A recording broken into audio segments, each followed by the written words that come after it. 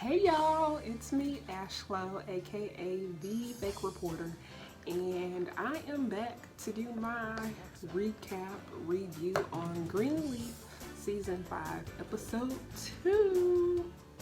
So right out the gate, we find out that AJ is still alive, he's stable, which last episode, a lot of y'all was saying that AJ was still alive, and I thought they went on to kill both the AJs, but we're gonna get back to AJ in a second. So we're gonna just run through the episode because a lot of stuff happened this episode. However, I don't think it was one of the dramatic episodes. Like I didn't get the same thrill effect that I got on episode 1, which I get it because you need those middle episodes that kind of, set up the storyline to bring the heat. And that was this episode. So we found out that AJ was still alive. Noah finally made it back to Memphis, which in actuality, I need to go back to the previous seasons because I thought Noah was already in Memphis or not too far away, but I don't know. I know he had started his new life with his wife, and then she put him out when she found out about the baby, and she couldn't have the baby, and blah blah blah blah blah. But technical difficulties. Sorry, but that's okay. So Noah finally decides to show up, and he decides he wants a family. But I'm glad Grace was not for it. She was like, you can't just pop up and think that, being a family is just something you can just turn on and off. Like, I'm glad she stuck to her grounds with that one. And then Darius, I don't know if it's because the character is played by Rick Fox, but I am Team Darius. Well, sorry y'all, chapstick pillar. But I am Team Darius all the way. I don't care. He was like really there for Grace, so I want them to work out their situations, but oh my gosh, it's so much on Grace played. Sophia.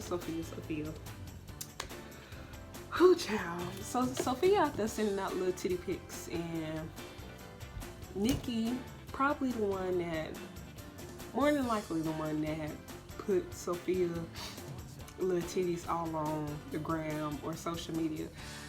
The episode really didn't show where her stuff was, but when Zoros said it's everybody's business, we could already, tell that Sophia titty somewhere. I don't understand why are they playing with Bishop's health. Like, we don't need that, okay? We already had, as viewers, we already had a health scare before dealing with Bishop. Okay, we already know he does not have the best health condition, but we don't need y'all to continue to throw things in there about his health. Like, now y'all doing this whole memory thing, and either he got dementia or come on now. We as viewers, we are already dealing with enough. So please, come on, don't do that. Jacob and Carissa with this will, and Carissa with the divorce. Like I told y'all last time, Carissa really don't want this divorce, but she trying to, do as much as she can to get, I really feel like she trying to do some reverse psychology, like threaten Jacob with the will just to make him stay with her, but in reality, she don't want the divorce. Like, she really want to stay, because you think about it, Jacob don't have no job, and Carissa, I don't know what's going on. We really haven't seen the storyline about her being a principal at her school, but once they get a divorce, where is she gonna stay? Like, she already couldn't get the house that she wanted already, so sis about to be divorced and homeless with what, 2 kids? Nah.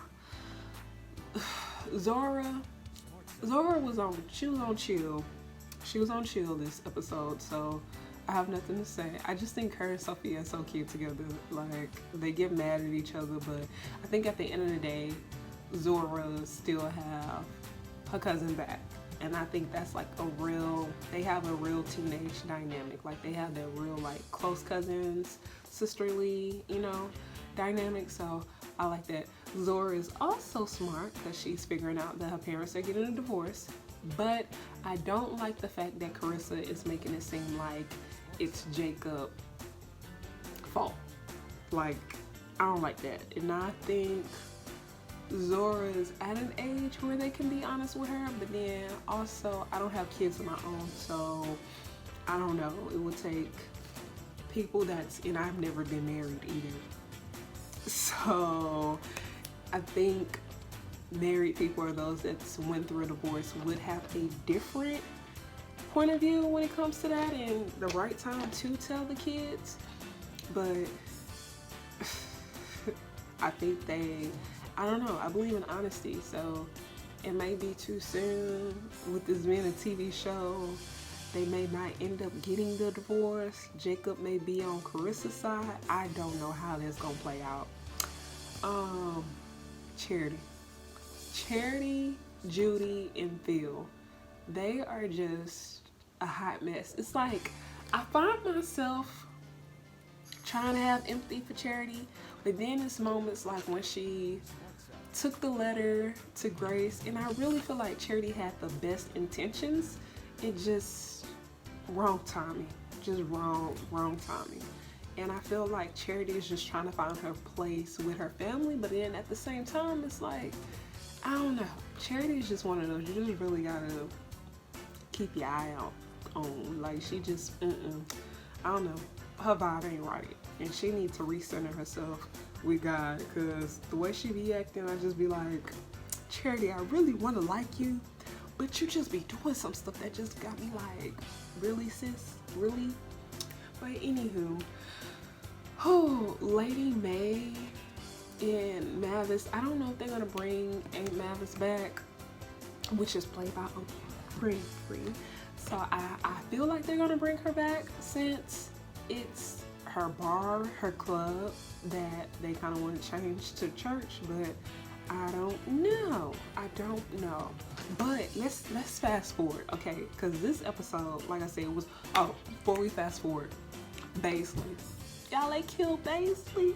But if you remember, some seasons ago, maybe it was last season or the season before. No, not the fourth season, third season, I believe.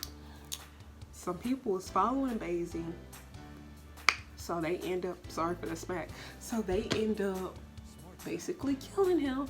It ain't much to it. But Tasha is now a widow, and Jacob is going through a divorce, and I think they may end up together, because Jacob actually did like Tasha, and Tasha really did like Jacob. So I don't know, y'all. I don't know. Now let's talk about the previews for episode 3. The trailer, the preview for episode 3. They had some storylines and some taglines that just got me real excited. They had a tagline from AJ, which he wants to tell Grace something, but he don't want to speak on it again. They have Jacob asking about calling, I forgot the man's name that was Baisley's dad that died in the fire. So Jacob asking his dad, did he make that call for, I think his name was James too, I forgot, but we'll call him Daddy Skanks. Did Bishop make the call at Daddy Skanks to show up to the church the night the church caught on fire? And then what else they had? They had some other stuff that just got me like, oh, episode 3 is gonna be that episode that's gonna, set the tone.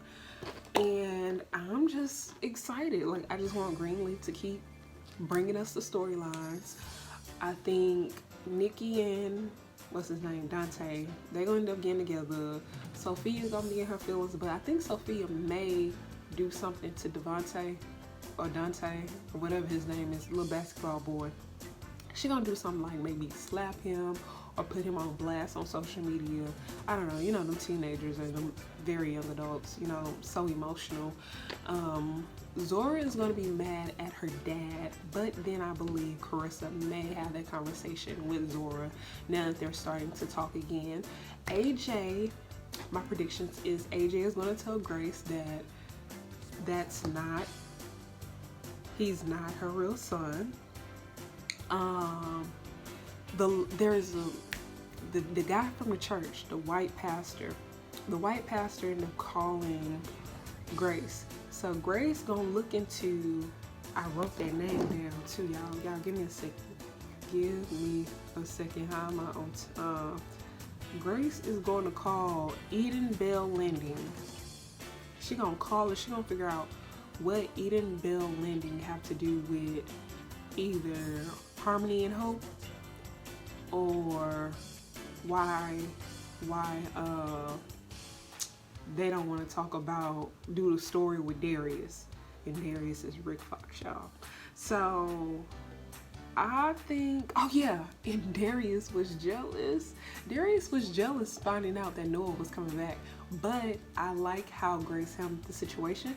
And like I said, I am team Darius and Grace. Like, I really want them to work, and we're just gonna have to stay tuned for next week. Like, I'm glad my Holy Clapback show, oh, how could I forget? Me saying Holy Clapback remind me of Lady Mae reading Charity. Like, between Lady Mae and Greenleaf and Electra and Pose, I don't know who can read and have the best clapback. Between those two, like, one gives like a clapback. They both do it in a classy way.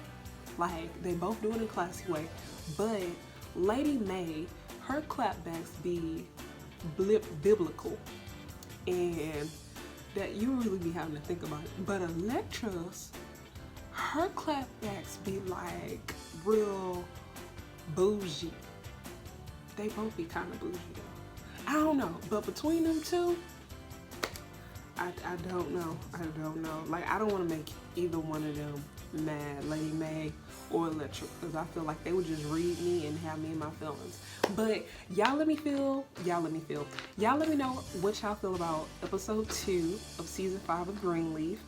I cannot wait for next episode. Leave your comments, like, subscribe, follow me on Twitter and social media, because y'all know every Tuesday we have family time and we watch Greenleaf together and we tweet about the show. And if you haven't seen Greenleaf yet, this episode, I am so sorry for spoiling it, but it's kind of your fault if you watch this video, because this video was all spoiler alert. Bye y'all.